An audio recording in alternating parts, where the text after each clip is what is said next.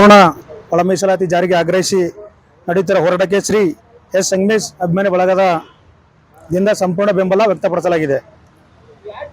ಈ ಹೋರಾಟದಲ್ಲಿ ರಾಜ್ಯದ ವಿವಿಧ ಕಡೆಯಿಂದ ಸುಮಾರು 2,000 ಯುವಕರು ಅಭಿಮಾನಿಗಳು ಸೇರಲಿದ್ದೇವೆ। ಹಾಗೆ ಹೆಚ್ಚು ಕಾರ್ಯಕರ್ತರು ಇದಕ್ಕೆ ಬಂದು ಭಾಗವಹಿಸಿದರೆ ನಮ್ಮ ಕಡೆಯಿಂದ ಸಂಪೂರ್ಣವಾದ ಬೆಂಬಲ ಈ ಹೋರಾಟಕ್ಕೆ ಇರುತ್ತದೆ। ಓಕೆ, ಶ್ರೀ ಎಸ್ ಸಂಗಮೇಶ್ ಬಳಗದ ಅಭಿಮಾನಿ ಬಳಗದ ಅಧ್ಯಕ್ಷ ಸುನಿಲ್ ಕಲ್ಬಂಡಿ ಅಂತ. ಓಕೆ, ನಮಸ್ಕಾರ, ನನ್ನ ಹೆಸರು ಸುಲೋಚನಾ ಅಂತ. ನಾನು ಸಂಪೂರ್ಣ ಒಳ ಮೀಸಲಾತಿ ಒಕ್ಕೂಟದ ಪ್ರಧಾನ ಕಾರ್ಯದರ್ಶಿ. ಈಗಾಗಲೇ ನಮ್ಮ ಹಿರಿಯರು ಎಲ್ಲ ತಿಳಿಸಿದಂತೆ ಒಳ ಮೀಸಲಾತಿ ನಮ್ಮ ಪಾಲಿಗೆ ಏನು ಬರಬೇಕು ಅದನ್ನ ಈ ಕೂಡಲೇ ರಾಜ್ಯ ಸರ್ಕಾರ ಅದನ್ನ ನಮಗೆ ಕೊಡಲೇಬೇಕು. ಏಕೆಂದ್ರೆ ಇದು 30 ವರ್ಷದಿಂದ ನಿರಂತರವಾದ ಹೋರಾಟವನ್ನ ಮಾಡ್ಕೊಂಡು ಬಂದಿದ್ದೀವಿ. ನಮ್ಮಲ್ಲಿ ಇದಕ್ಕಾಗಿ ಸುಮಾರು ಜನ ನಮ್ಮಲ್ಲಿ ಪ್ರಾಣತ್ಯಾಗಗಳನ್ನು ಮಾಡ್ಬಿಟ್ಟಿದ್ದಾರೆ, ಬಹಳಷ್ಟು ಹೋರಾಟಗಳನ್ನು ಮಾಡ್ಕೊಂಡು ಬಂದಿದ್ದಾರೆ. ಏನಿವತ್ತು ರಾಜ್ಯ ಸರ್ಕಾರ ಅವರೇ ನೇಮಕ ಮಾಡಿ ನಾಗಮೋಹನ್ ದಾಸ್ ವರದಿ ಅದರ ಶಿಫಾರಸ್ಸಿನಂತೆ ನಮ್ಗೆ 6% ಕೊಡ್ಬೇಕು.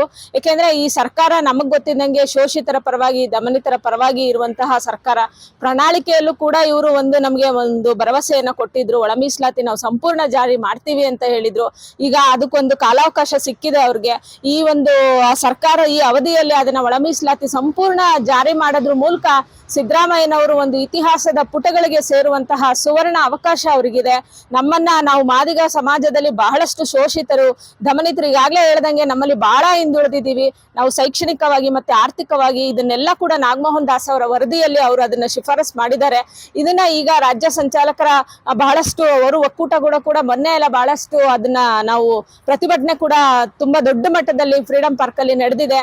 ಈಗ ಸರ್ಕಾರದಿಂದ ನಮ್ಗೆ ಒಂದು ಭರವಸೆಯನ್ನು ಸಿಕ್ಕಿದೆ. ನಾವು ಇದೇ ತಿಂಗಳು 27ಕ್ಕೆ ನಾವು ಅದನ್ನ ಮಾಡ್ತೀವಿ ಅನ್ನೋ ಒಂದು ನಂಬಿಕೆಯ ಮಾತುಗಳನ್ನ ನಮ್ಮ ಸಿದ್ದರಾಮಯ್ಯನವರು ಆಡಿದ್ದಾರೆ. ಆ ನಂಬಿಕೆಯ ಮಾತುಗಳನ್ನ ನಂಬಿಕೊಂಡು ಇವತ್ತು ನಾವು ಸಾವಿರಾರು ಜನ, ಲಕ್ಷಾಂತರ ಜನ ಇವತ್ತು ನಾವು ನಿರೀಕ್ಷೆಯಲ್ಲಿ ನಾವು ಕಾಯ್ತಾ ಇದ್ದೀವಿ. ದಯಮಾಡಿ ಈ ಸರ್ಕಾರ, ಸಿದ್ದರಾಮಯ್ಯನವ್ರ ಸರ್ಕಾರ, ಯಾಕೆಂದ್ರೆ ಈ ಸರ್ಕಾರ ಬರೋದಕ್ಕೆ ನಮ್ಮ ಮಾದಿಗರ ಬಹುಪಾಲು ಇವತ್ತು ಅವ್ರದೇ ಪಾತ್ರ ಜಾಸ್ತಿ ಇರೋದು. ಯಾಕೆಂದ್ರೆ ನಮ್ಮ ಸಮುದಾಯ ಇವತ್ತು ನಾವು ಕಾಂಗ್ರೆಸ್ ಪಕ್ಷವನ್ನ ಅಧಿಕಾರಕ್ಕೆ ತರೋದ್ರ ಮೂಲಕ ನಾವು ಈ ಸಿದ್ದರಾಮಯ್ಯನವರ ಸರ್ಕಾರಕ್ಕೆ ಜೊತೆ ನಿಂತಿದ್ದೀವಿ ಅನ್ನೋದನ್ನ ನಾವು ತೋರಿಸ್ಕೊಟ್ಟಿದೀವಿ. ಅದೇ ರೀತಿ ನೀವು ಕೂಡ ನಮ್ಮ ಸಮಾಜದ ಪರವಾಗಿ ಇದ್ದೀರಾ ಅಂತ ತೋರಿಸ್ಕೊಳಕ್ ಒಂದು ಅವಕಾಶ ಸಿಕ್ಕಿದೆ. ದಯಮಾಡಿ ಈ ಒಂದು ನಿಮ್ಮ ಪತ್ರಿಕೆಯ ಮೂಲಕ ನಾವು ಮಾನ್ಯ ಸಿದ್ದರಾಮಯ್ಯನವ್ರನ್ನಾಗ ಎಲ್ಲ ಸಚಿವರನ್ನ ನಾನು ಒತ್ತಾಯ ಮಾಡ್ತೀನಿ, ಈ ಕೂಡಲೇ ನಮ್ಮ 6% ಮಾದಿಗ ಸಮುದಾಯಕ್ಕೆ ಸಿಗ್ಬೇಕಾಗಿರುವಂತಹ ನಮ್ಮ ಪಾಲನ್ನ ನಮ್ಗೆ ದಯವಿಟ್ಟು ಮಾಡ್ಕೊಡಿ ಅಂತ ತಮ್ಮ ಮೂಲಕ ಕೇಳ್ಕೊಳ್ತಾ ಇದ್ದೀನಿ. ನನ್ನ ಹೆಸರು ಸುಲೋಚನಾ ಅಂತ. ಸಂಪೂರ್ಣ ಒಳ ಮೀಸಲಾತಿ ಮಹಿಳಾ ಒಕ್ಕೂಟದಲ್ಲಿ ನಾನು ಕೂಡ ಮಹಿಳಾ ಸಂಚಾಲಕಿಯಾಗಿ ಕೆಲಸ ಮಾಡ್ತಾ ಇದ್ದೀನಿ. Thank you. ಹೆಸರು ನಾಗಮಣಿ. ನಾನು ಒಳ ಮೀಸಲಾತಿ ಹೋರಾಟಗಾರರಲ್ಲಿ ನಾನು ಸಹ ಪಾಲ್ಗೊಂಡು ಸುಮಾರು ವರ್ಷಗಳ ಕಾಲ ಹೋರಾಟ ಮಾಡ್ತಾ ಬಂದಿರೋದು.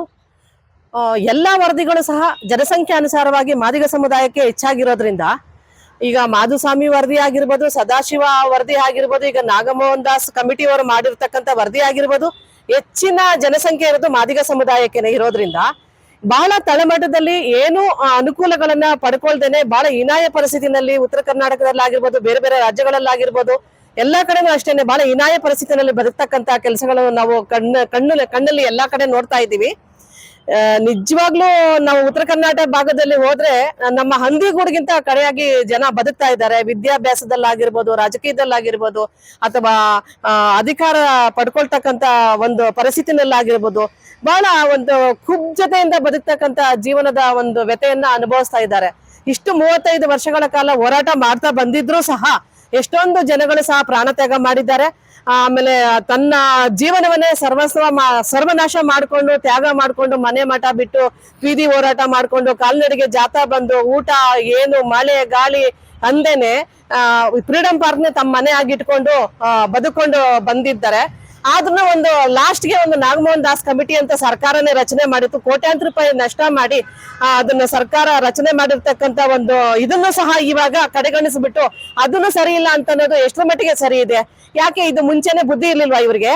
40 ವರ್ಷದಿಂದ ಮಾದಿಗ ಜನಾಂಗ ಹೋರಾಟ ಮಾಡ್ತಾ ಇದ್ರಲ್ಲ, ಅವಾಗ ಯಾಕೆ ಬಂದು ತಡೆ ಹಿಡಿಲಿಲ್ಲ?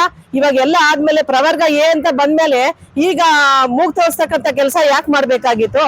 ಒಕ್ಕರ್ಲಾಗಿ ಎಲ್ಲ ಕೂತ್ಕೊಂಡು ಬಗೆಹರಿಸಬೇಕಾಗಿತ್ತು. ಆವಾಗ ಒಳ ಮೀಸಲಾತಿ ಹೋರಾಟ ನಡೆಯುವಾಗ ನಮ್ಮ ಸನ್ಮಾನ್ಯ ಇವಾಗ ಪರಮೇಶ್ವರ್ ಸರ್ ಆಗಿರ್ಬೋದು, ಮತ್ತೆ ನಮ್ಮ ಜ್ಞಾನಪ್ರಕಾಶ್ ಸ್ವಾಮೀಜಿ ಆಗಿರ್ಬೋದು, ಎಲ್ಲರೂ ಸಹ ಒಕ್ಕರ್ಲಾಗಿ ಹೋರಾಟಕ್ಕೆ ಬೆಂಬಲ ಕೊಟ್ಟಿದ್ದಾರೆ. ಈಗ ಏಕಾಏಕಿ ಪ್ರವರ್ಗ ಕೊಟ್ಟಿದ ತಕ್ಷಣ ಎಲ್ಲ ಒಳ ಮೀಸಲಾತಿನ ಧಿಕ್ಕಾರ ಮಾಡ್ಬೇಕು ಅಂತ ಹೋಗೋದು ಎಷ್ಟರ ಮಟ್ಟಿಗೆ ಸರಿ ಇದೆ? ಈಗ ನಿನ್ನೆ BT ಲಲಿತಾನ ಕೇಳ್ತಾ ಇದ್ದಾರೆ ಒಳ ಮೀಸಲಾತಿನ ಜಾರಿನೇ ಮಾಡೋದೇ ಬೇಡ ಅಂತ ಅಂದ್ಬಿಟ್ಟು. ಯಾಕೆ ಅವ್ರೇನು SC ಕೋಟದಲ್ಲಿ ಯಾವ್ದು ತಗೊಂಡಿಲ್ವಾ?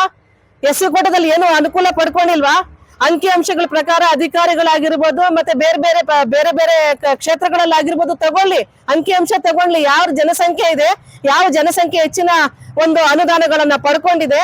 ನಾವು ತಳಮಟ್ಟದಲ್ಲಿ ಇರೋರಿಗೆ ನಾವು ಈಗ 8 ಜನ ಮಕ್ಳು ಇರ್ತಾರೆ ಅಂತಂದ್ರೆ ಎರಡು ಫ್ಯಾಮಿಲಿ 2 ಮಕ್ಕಳೇ ತಿನ್ನೋದಲ್ಲ, ಅದು 6 ಜನ ಮಕ್ಕಳಿಗೂ ಹಂಚಿ ತಿಂತಕ್ಕಂತ ಸ್ವಭಾವ ನಮ್ಮ ಮಾದಿಗ ಸಮುದಾಯಕ್ಕಿದೆ. ಅದರಲ್ಲಿ ಹಲವಾರು ಜನಗಳನ್ನು ಬಹಳ ಹೀನಾಯವಾಗಿ ನೋಡ್ತಾ ಇದ್ದಾರೆ. ಅದು ಸಹ ಸರಿ ಇಲ್ಲ. ಇವಾಗ ನಾವು ಒಟ್ಟಾರೆ ಹೇಳ್ಬೇಕಂದ್ರೆ ನಮ್ಮದು ಏನಿದೆ 6% ನಮಗ್ ಕೊಟ್ಬಿಡ್ಲಿ, ಮಿಕ್ಕಿದ ಅವ್ರು ಏನಾದ್ರೂ ಮಾಡ್ಕೊಂಡು ಹೋಗ್ಲಿ, ಏನಾದ್ರೂ ಆಗ್ಲಿ, ನಮಗ್ ಅದ್ ಬೇಕಾಗಿಲ್ಲ. ನಾವು ಕೇಳ್ತಾ ಇರೋದು ಸರ್ಕಾರನ, ನೀವು ನಾಗಮೋಹನ್ ದಾಸ್ ಕಮಿಟಿ ಮಾಡಿದೀರಾ, ಆ ಕಮಿಟಿ ಅಂತೆ ನೀವು ಒಳ ಮೀಸಲಾತಿ ಜಾರಿ ಮಾಡಿ ಜನರಿಗೆ ರಕ್ಷಣೆ ಕೊಡಿ. ನೀವು ಇವತ್ತು ಅದನ್ನೇನಾದ್ರೂ ನೀವು ಬಗೆಹರಿಸಿದ್ರೆ ಸಿದ್ದರಾಮಯ್ಯ ಅವರಿಗೆ ಜೈಕಾರ ಹೇಳ್ತೀವಿ. ಇಲ್ಲ ಅಂದ್ರೆ ಮುಂದಿನ ದಿನಗಳಲ್ಲಿ ನಮ್ ಜನ ಏನು ಉತ್ತರ ಕೊಡ್ತಾರೆ ನೀವು ಅದನ್ನ ಕಾದ್ ನೋಡ್ಬೇಕಾಗತ್ತೆ. ನೀವು ಅದನ್ನ ಉತ್ತರ ನಾವ್ ಏನ್ ಮಾಡ್ತೀವಿ ಅಂತಾನು ಹೇಳಲ್ಲ, ನೀವು ನಿದ್ದೆಗೆಟ್ಟು ಕಾಯ್ಬೇಕಾಗತ್ತೆ ನಾವು ಉತ್ತರ ಏನ್ ಕೊಡ್ತೀವಿ ಅಂತೇಳಿ. ನನ್ನ ಹೆಸರು ನಾಗಮಣಿ ಅಂತ. ನಮಸ್ಕಾರ, ನನ್ನ ಹೆಸರು ಮಲ್ಲಿಕಾರ್ಜುನ್ ಬಾಂಬೇಕರ್ ಅಂತೇಳಿ. ಕರ್ನಾಟಕ ಸಂಪೂರ್ಣ ಒಳ ಮೀಸಲಾತಿ ಒಕ್ಕೂಟದಿಂದ ಮಾತಾಡ್ತಾ ಇದ್ದೀವಿ. ಕರ್ನಾಟಕ ರಾಜ್ಯದಲ್ಲಿ ಈಗ ಆಲ್ರೆಡಿ 30-35 ವರ್ಷ 40 ವರ್ಷ ಸುದೀರ್ಘವಾದ ಒಂದು ಹೋರಾಟದ ಮುಖಾಂತರ ನಮ್ಗೆ ಒಳ ಮೀಸಲಾತಿ ಬೇಕು ಅಂತೇಳಿ ನಾವು ಇವತ್ತಿನವರೆಗೂ ಹೋರಾಟ ಮಾಡ್ತಾನೆ ಇದ್ದೀವಿ. ಆದರೆ ಒಳ ಮೀಸಲಾತಿ ನಮಗೆ ಸಿಗ್ತಾ ಇಲ್ಲ. ಎಲ್ಲ ಆಳುವ ಸರ್ಕಾರಗಳು BJP ಆಗಿರ್ಬೋದು, ಕಾಂಗ್ರೆಸ್ ಆಗಿರ್ಬೋದು, JDS ಆಗಿರ್ಬೋದು ನಮಗೆ ಕಣ್ಣು ವರ್ಷೋ ಕೆಲಸನೇ ಮಾಡಿದೆ, ಅದು ಸಿಕ್ಕಿಲ್ಲ ನಮ್ಗೆ ಇವತ್ತವರೆಗೂ. ಮುಂದೆ ಈ 26-27ಗೆ ಅವರು ಡೆಡ್ಲೈನ್ ಏನೋ ಕೊಟ್ಟಿದ್ದಾರೆ ಸರ್ಕಾರದಿಂದ, 27ಗೆ ನಾವು ಮಾಡ್ತೀವಿ ಅಂತ ಹೇಳಿದ್ದಾರೆ. 26ರಿಂದ ನಾವು ಇನ್ನೂ ದಿನಕ್ಕೆ ನಿಗದಿ ಮಾಡಬೇಕು ಹೋರಾಟಕ್ಕೆ, ಅದಾಗುತ್ತೆ. 27ಕ್ಕೆ ಏನಾದರೂ ಒಂದು ವೇಳೆ ಆಗಿಲ್ಲ ಅಂತಂದರೆ ಒಳ ಮೀಸಲಾತಿ ನಂತರ ಈ ರಾಜ್ಯದಲ್ಲಿ ಮಾದಿಗರು ಹಲವಾರು ಜನ ಪ್ರಾಣ ತೆತ್ತಿದ್ದೀವಿ ಈ ಹೋರಾಟದಲ್ಲಿ. ಮುಂದೆ 27ನೇ ತಾರೀಕು ಏನಾದರೂ ಒಂದು ವೇಳೆ ಆಗಿಲ್ಲ ಅಂದರೆ ಬಹಳ ಸುದೀರ್ಘವಾದ ಹೋರಾಟ ಮಾಡ್ಕೊಂಡು ಬಂದಿದ್ದು ಸಾಕಾಗಿದೆ. ಇನ್ಮೇಲೆ ಇಷ್ಟು ದಿನ ನಾವೆಲ್ಲ ಶಾಂತಿ ಹೋರಾಟ ಮಾಡ್ಕೊಂಡು ಬಂದಿದ್ದೀವಿ. ಯಾವುದೇ ಅನಾಹುತಕರ ಘಟನೆಗಳನ್ನ ಆಗ್ಬೋದು, ಅಹಿತಕರ ಘಟನೆಗಳು ಆಗ್ಬಾರ್ದು ಅಂತೇಳಿ ಇನ್ಮೇಲೆ ಏನಿದ್ರು ಕ್ರಾಂತಿ ಹೋರಾಟ ಆಗುತ್ತೆ ಈ ರಾಜ್ಯದಲ್ಲಿ ಮಾದಿಗ ಸಮುದಾಯದಿಂದ. ಸರ್, ಈಗ ಕ್ರಾಂತಿ ಹೋರಾಟ ಅಂದ್ರೆ ಯಾವ ರೀತಿ ಮಾಡ್ತೀರಾ? 27ರಿಂದ ಅಹೋರಾತ್ರಿ ದಂಡಿ ಮಾಡ್ತೀವಿ ಮೇಡಮ್ ನಾವು ಫ್ರೀಡಂ ಪಾರ್ಕ್ನಲ್ಲಿ ಮಾಡ್ಕೊಂಡೆ. ಈಗ ಕ್ರಾಂತಿ ಹೋರಾಟ ಅಂದ್ರೆ ಏನು ಗೊತ್ತಾ ಮೇಡಮ್, ಇಷ್ಟು ದಿವಸ ನಾವು ಶಾಂತಿ ರೀತಿಯಿಂದ ಹೋರಾಟ ಮಾಡ್ಕೊಂಡು ಬಂದಿದ್ದೀವಿ. ಅದು ಸರ್ಕಾರಕ್ಕೆ ಬಿಸಿ ಮುಟ್ಟಿಲ್ಲ ಅಂತ ಅನ್ಸುತ್ತೆ ನಮಗೆ. ಯಾಕಂದರೆ ಅವರು ಇನ್ನೂ ನಮ್ಮ ಕಣ್ಣು ವರ್ಷ ಕೆಲಸ ಮಾಡ್ತಾ ಇದ್ದಾರೆ. ಹಾಗಾಗಿ ಮುಂದೆ ಏನು ಮಾಡಬೇಕು, ಅನಿರ್ದಿಷ್ಟಾವಧಿ ಧರಣಿ ಸತ್ಯಾಗ್ರಹ ಮಾಡಿಕೊಂಡು ಅದು ಜಜ್ಜೆದೇನೆ ಹೋರಾಟ ಅಂದರೆ ಈಗ ಸರ್ಕಾರಕ್ಕೆ ಬಿಸಿ ಮುಟ್ಟೋ ಥರ ಹೋರಾಟ. ಖಂಡಿತ ರಾಜಭವನ, ವಿಧಾನಸೌಧ ಮುತ್ತಿಗೆ ಹಾಕುವಂಥ ಕೆಲಸ ನಮ್ಮ ಸಂಪೂರ್ಣ ಕರ್ನಾಟಕ ಒಳ ಮೀಸಲಾತಿ ಒಕ್ಕೂಟ ಮಾಡುತ್ತೆ. ಸರಿ, ಈ ರೀತಿ ಈಗ ಲಾಸ್ಟ್ ಫ್ರೀಡಂ ಪಾರ್ಕ್ ಅಲ್ಲಿ ತಾವು ಹೋರಾಟ ಮಾಡಿದ್ರಲ್ವಾ? ಹೌದು ಮೇಡಮ್. ಅವಾಗ ಅಹೋರಾತ್ರಿ ಹೋರಾಟ ಅಂತ ಹೇಳಿದ್ರಲ್ವಾ? ಅಹೋರಾತ್ರಿ ಹೋರಾಟ ಅಂತ ಅದು ಅವರು ನಮಗೆ ಅವತ್ತಿಗೆ ಆಯ್ತು, ನೀವು 27ನೇ ತಾರೀಕು ನಮ್ಗೆ ಟೈಮ್ ಕೊಡಿ, 27ನೇ ತಾರೀಕಿಗೆ ನಾವು ಎನಿ ಕಂಡೀಷನ್ ನಾವು ಸಚಿವ ಸಂಪುಟ ಸಭೆ ಕರೆದ್ಬಿಟ್ಟು ನಾವು ತೀರ್ಮಾನಕ್ಕೆ ಬರ್ತೀವಿ ಅಂತ ಹೇಳಿದ್ದಾರೆ. ನಾವು ಅದಕ್ಕೆ ಕಾದು ನೋಡ್ತಾ ಇದೀವಿ 27ನೇ ತಾರೀಕುವರೆಗೂ. ಒಂದು ವೇಳೆ 27ನೇ ತಾರೀಕು ಆಗಿಲ್ಲ ಅಂದ್ರೆ ನಾವು ಅಹೋರಾತ್ರಿ ಧರಣಿ ಅನಿರ್ದಿಷ್ಟಾವಧಿ ಸತ್ಯಾಗ್ರಹ ಸ್ಟಾರ್ಟ್ ಮಾಡ್ತೀವಿ ಫ್ರೀಡಂ ಪಾರ್ಕ್ ಅಲ್ಲಿ. ಈಗ SC/ST ಮೀಸಲಾತಿ ಜಾರಿ ಮಾಡಿದಾರಲ್ಲ, ಅದರಲ್ಲಿ ಒಳ ಮೀಸಲಾತಿ ಅಂದ್ರೆ ನಿಮ್ಮ ಮಾದಿಗ ಸಮುದಾಯಕ್ಕೆ ಎಷ್ಟು % ನೀವು ಕೇಳ್ತಾ ಇದ್ದೀರಾ? ಮಾದಿಗ ಸಮುದಾಯಕ್ಕೆ 6% ಕೇಳ್ತಾ ಇದೀವಿ ಮೇಡಮ್. ನಿಮ್ಮ ಜಾತಿಗೆ ಅನುಗುಣವಾಗಿ ಕೇಳ್ತಾ ಇದ್ದೀರಾ? ನಮ್ಮ ಜಾತಿಗೆ ಅನುಗುಣವಾಗಿ, ಜನಸಂಖ್ಯೆಗೆ ಅನುಗುಣವಾಗಿ. ಈಗ ಎಷ್ಟು % ಮೀಸಲಾತಿ ಇದೆ ಅಂತ? ಯಾವುದು?